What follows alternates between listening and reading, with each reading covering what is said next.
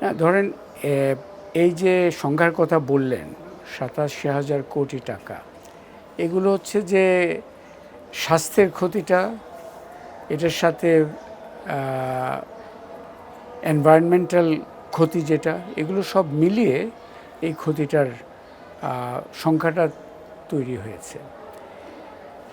তামাকের বিষয়ে আলোচনা ৩১শে মে তো আমরা জানি যে তামাক মুক্ত দিবস, তাই না? সো ওই দিবসটাকে সামনে রেখে আমার যেটা মনে হয় যে এই সংখ্যার মধ্যে শুধু আলোচনাটা সীমাবদ্ধ না রেখে আমরা কয়েকটা জিনিস বুঝি। একটি হচ্ছে এই মুহূর্তের কথা যদি বলি, ধূমপায়ীরা অথবা তামাক ব্যবসার সাথে যারা জড়িত তাদেরকে আমরা ঠিক শত্রু বলছি না, তারা নয়, ওই দৃষ্টিভঙ্গি থেকে আলোচনাটা হচ্ছে না। আলোচনাটা হচ্ছে তামাক সমাজের জন্য কি কি অর্থে ক্ষতিকর। এখন এখানে ক্ষতি, একটা বড় ক্ষতি হচ্ছে স্বাস্থ্যগত ক্ষতি। এবং আপনি যে একটা পরিসংখ্যান দিলেন, এই যে ক্যান্সার, আজকে যে মানুষ মারা যাচ্ছে কিসে, বিভিন্ন ধরনের রোগে, তো তার মধ্যে ক্যান্সার অন্যতম। এবং আমরা দেখেছি এই রোগের কারণে আপনার রাষ্ট্রেরও, এমনি সবচেয়ে বড় ক্ষতি হচ্ছে ব্যক্তির, যে রোগের ধাক্কায় তার জীবনটা নষ্ট হয়ে যাচ্ছে। রাষ্ট্রেরও ক্ষতি হচ্ছে, কারণ রাষ্ট্র এটার জন্য স্বাস্থ্য খরচের একটা জায়গায় যেতে হচ্ছে। এটা এক ধরনের ক্ষতি। আরেকটা বড় ক্ষতি যেটা আরও জোরালোভাবে বলা দরকার, সে হচ্ছে তরুণ প্রজন্মকে তামাক আসক্তি থেকে মুক্ত করা দরকার। এখন যারা ধূমপায়ী সেটা বুঝলাম, কিন্তু নতুন ধূমপায়ীদের নতুন ধূমপায়ী যেন তৈরি না হয়। এই যে তামাকের আসক্তি, অনেক দেশে কিন্তু সেই অর্থে তামাক মুক্ত সমাজ তারা তৈরি করেছে। আপনি দেখবেন যে নানা ধরনের বাধা নিষেধ তৈরি হয়েছে, পাবলিক প্লেসে স্মোকিং করা সম্ভব নয়, সুনির্দিষ্ট জায়গায়। কিছু দেশ আবার পুরোপুরি তামাক মুক্তই ঘোষণা করে দিয়েছে। এবং এখানে যেটা বলা যায় যে আপনার এগুলো, এই যে তামাক মুক্ত একটা সমাজ তৈরি করার প্রয়োজন হচ্ছে, সেখানে সমাজের স্বাস্থ্যের যে ক্ষতি, সেখান থেকে সমাজকে মুক্ত রাখা দরকার। আরেকটা হচ্ছে তরুণ প্রজন্মের ভবিষ্যৎটাকে আমাদের নিশ্চিত করা দরকার। এবং সেখানে এই তামাক আসক্তি দিয়ে কিন্তু ধাপে ধাপে অন্য আসক্তিগুলোতে প্রবেশ করে তরুণ প্রজন্ম। তো সেজন্য এই দুইটা কারণে এই তামাক মুক্ত যে সমাজ, একটা বৃহত্তর দীর্ঘমেয়াদী একটা স্বপ্ন আছে, সেটা গুরুত্ব অ্যাকচুয়ালি সেখানে।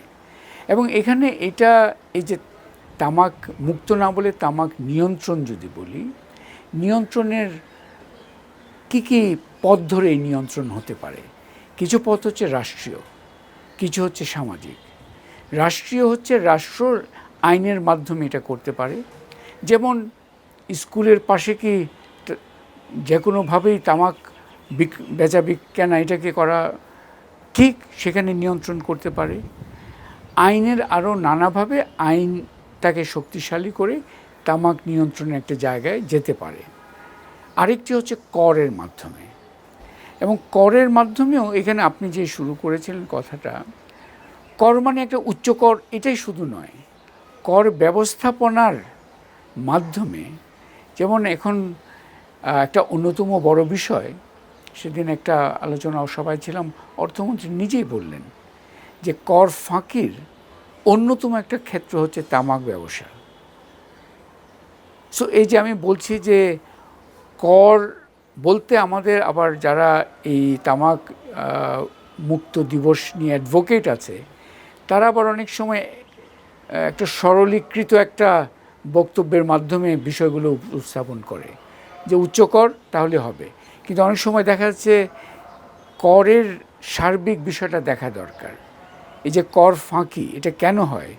এই যে আমাদের ফর্মাল সেক্টর এবং ইনফর্মাল একটা বেচাকেনার জগৎ যেটা তৈরি, এই যে কর ফাঁকির বিষয়টাকে কীভাবে রোধ করা যায় এখানে। সো কর কাঠামোটা শুধু উচ্চ কর নয়, কর কাঠামো, করের বিন্যাস, এই যে আছে আপনার যেগুলো স্বল্প দামের সিগারেট বা উঁচু দামের সিগারেট, এগুলোর বিন্যাস, কোনগুলোতে আসলে করের বদৌলতে কোনগুলো ইনফর্মাল পার্টটা আরও বেড়ে যাচ্ছে অ্যাকচুয়ালি, এগুলোর উপর সুনির্দিষ্ট গবেষণা দরকার। আবার নিরুৎসাহিত করার জন্য সারা বিশ্বে আপনি জানেন যে তামাক যে ক্ষতিকর সেটা কিন্তু সিগারেটের প্যাকেটের মধ্যে লেখা থাকতে হয়, এটা একটা আইনের মাধ্যমে, তাই না?